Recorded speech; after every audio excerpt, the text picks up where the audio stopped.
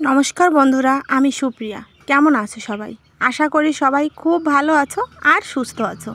আমরাও কিন্তু বেশ ভালোই আছি, ঠাকুরের আশীর্বাদে আর তোমাদের ভালোবাসায়। সকাল সকাল দেখো অনেক কাজকর্ম কমপ্লিট করে নিয়েছি। আজকে কিন্তু রান্নাবান্নাও কমপ্লিট করে নিয়েছি। আজকে একটু দেরি করেই কিন্তু আমি ব্লগটা শুরু করলাম। আর এখন বাজে প্রায় 9টা মতো। এখন থেকে ভিডিওটা স্টার্ট করলাম। তোমাদের অনেক ভালোবাসা আর অনেক অভিনন্দন আমার নতুন আরেকটি ব্লগে। তোমরা সঙ্গে থাকো আর দেখতে থাকো ভিডিওটা। আশা করি তোমাদের একটু হলেও ভালো লাগবে। সকালবেলায় সব রান্না বান্না শেষ করে সবাইকে খেতে দিয়ে অনেক বাসন বেরিয়েছিল। আমি জানি না এত বাসন আমার কি করে বেরোয়, মানে সবাইকে দেখি আমার একটু বাসনগুলো বেশিই বেরোয়।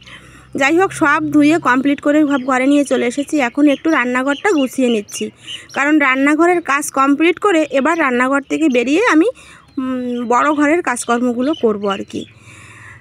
তারপর দেখো এই যে রান্নাঘরটা একটু পরিষ্কার পরিচ্ছন্ন করে বাসনগুলো জায়গা মতো সব গুছিয়ে রেখে তারপর আমি ঘরটা আজকে মুছেও নেব। প্রত্যেকটা দিন কিন্তু আমি ঘরটা মুছছি, কিন্তু এই যে বালু কিন্তু আর কমছেই না।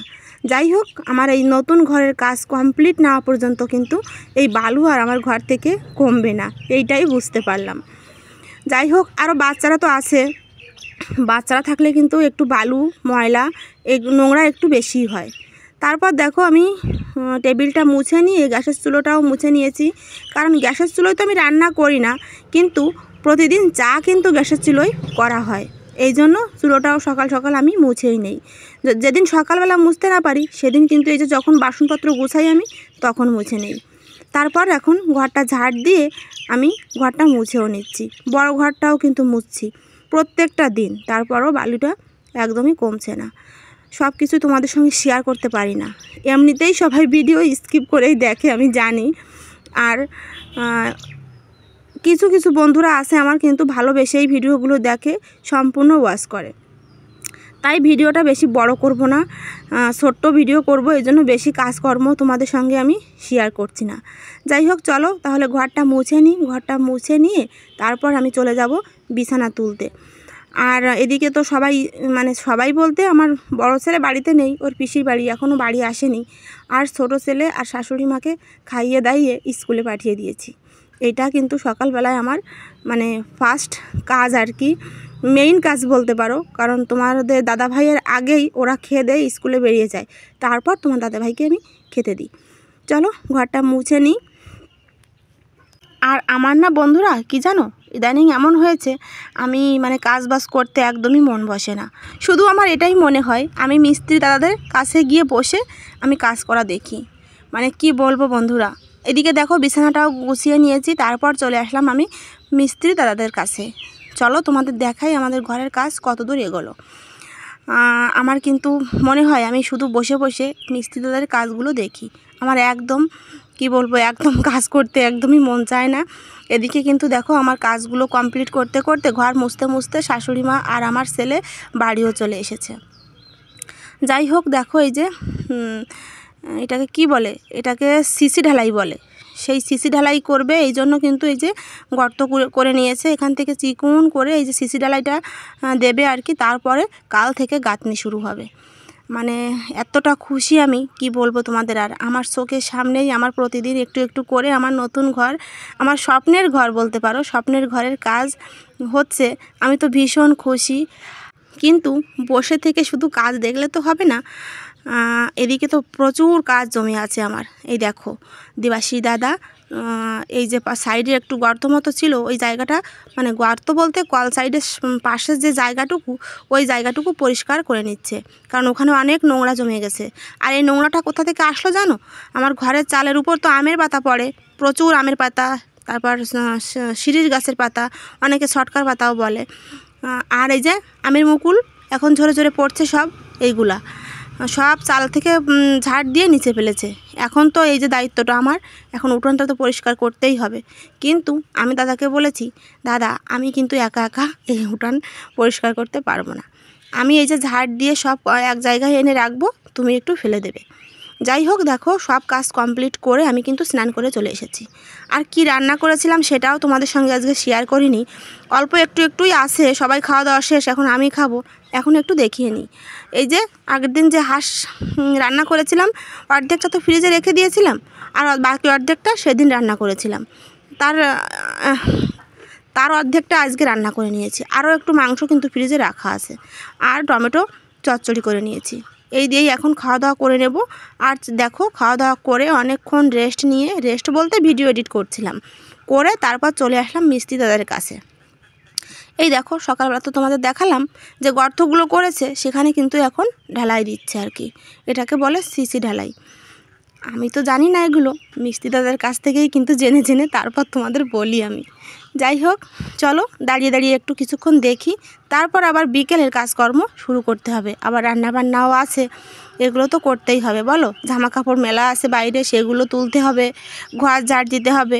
সকালের মতো যে চাপটা আমার থাকে, বিকালেও কিন্তু সেই চাপটাও পড়ে আমার উপর, কারণ সকালেও কাজের চাপ থাকে প্রচুর, বিকেলেও তাই। দেখো দেখতে তো কত সুন্দর লাগছে এখন, এরপর তো আরও ভালো লাগবে, তোমরা দেখতে পাবে কাল যখন গাঁথনি শুরু হবে। আমার তো মনে হয় শুধু এই ইট যখন গাঁথে না মিস্ত্রিরা, এই ইট গাঁথাটা আমার এত ভালো লাগে দেখতে, আমি দাঁড়িয়ে দেখি আর কি। এই জন্য কিন্তু আমার সব কাজে দেরিও হয়ে যায়। আর কি জানো বন্ধুরা, আমি তো একদিন পরই ভিডিও দিচ্ছিলাম, কিন্তু তখন তো হাতে টাইম পেতাম না, কারণ ছোটোবেলা সংসারের সব কাজকর্ম আমার একার হাতে সামলাতে হয়। দুটো বাচ্চা, বয়স্ক শাশুড়ি মা, সব কিছু আমার একাকেই কিন্তু সামলাতে হয়। কিন্তু এখন তো গরমের দিন চলে এসেছে, মানে বেলাটা একটু কিন্তু বড়ই হয়েছে বলো।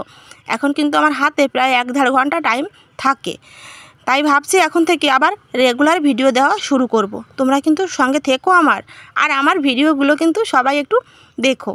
যাই হোক দেখো শাশুড়ি মা আর আমার ছেলে রেডি হয়ে নিয়েছে, যাবে পাশেই একটা নেমন্তন্ন বাড়ি, সেখানে। তাই মিষ্টি দিয়ে দিলাম, আর দিয়েছি 500 টাকা। আর সঙ্গে আমার দেওরের ছেলে আছে, ওরা 3 জনই কিন্তু যাবে। নেমন্তন্ন কিন্তু আমাদের সবার, কিন্তু আমরা যাব না। বাড়িতে কাজ পেলে বলো, মিস্ত্রিরা কাজ করছে, কি করে বা সবাই যাই। আর তোমাদের দাদাভাই তো কাজ থেকে বাড়ি আসতে সন্ধ্যা হয়ে যাবে। যাই হোক দেখো রান্নাও করে নিয়েছি, জাপানি পুঁটি মাছ কেটে রেখে দিয়েছি, সন্ধ্যা হয়ে গেছে। ওই মাছটা এখন আর রান্না করিনি, কয়েক পিস রুই মাছ ছিল ফ্রিজে রাখা, তাই বের করে আলু দিয়ে ঝোল করে নিয়েছি। আর এখন তোমাদের দাদাভাইকে খেতে দেব। এখন আমি এই যে জাপানি পুঁটি মাছ সন্ধ্যাবেলা এনে দিল, রান্না তো করিনি, তাই ভাবলাম কয়েক পিস মাছ ভেজে দিই। আর আমরা কিন্তু 3 জনই খাবো, তোমাদের দাদাভাই, আমাদের দেবাশিস দাদা, মানে যে দাদা আমাদের বাড়িতে কাজ করে আর কি, সবসময় বলতে ভালো লাগে না আমার, আর আমি 4 পিস মাছ ভাজি করে নিচ্ছি। এই দিয়েই কিন্তু আমাদের খাওয়া দাওয়া হয়ে যাবে আর কি। আর কি জানো বন্ধুরা, আমাদের খাওয়া শেষ হয়নি, খাওয়া শেষ হওয়ার আগেই কিন্তু তোমাদের দাদাভাই যেখানে কাজ করে সেখান থেকে অনেক, মানে 4-5 জন লোক আর কি আমাদের বাড়িতে আসে। কি করব, অর্ধেক খাওয়া রেখেই আমাকে উঠে পড়তে হয়, তারপর তাদের খেতে দিতে হবে, মানে যা আছে ঘরে আসলো যখন, তখন তো কিছু দিতেই হবে খেতে বলো। এই জন্য সঙ্গে তোমার দাদাভাইও কিন্তু উঠে পড়েছে, আমাকে বললো তুমি ডিমের অমলেট করো আর চা করো, দুধ চা। আমি দোকান থেকে মানে 2 লিটারের একটা কোক আর বিস্কুট নিয়ে আসি, বিস্কুটও কিন্তু ঘরে আনা ছিল না।